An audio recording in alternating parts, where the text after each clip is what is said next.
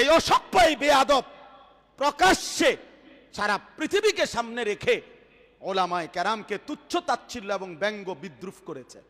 সে বলছে আমরা 500 টাকার মৌলবী, আমরা 1000 টাকার নাকি মৌলবী, আমগরে 500 টাকা দিলে আমরা ওয়াজ বদলায় ফেলি।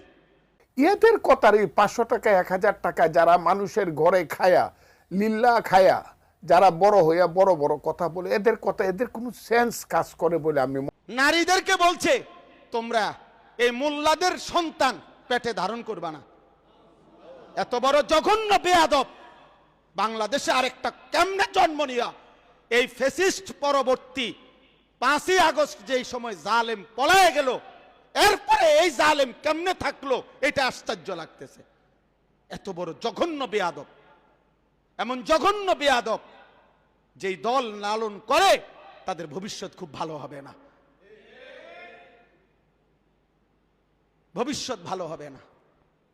এই নাফরমান ওলামা বিদ্বেষী আলেম বিদ্বেষী সে নিজেকেও ডুবাবে, তার দলটাকেও ডুবাবে শেষ পর্যন্ত।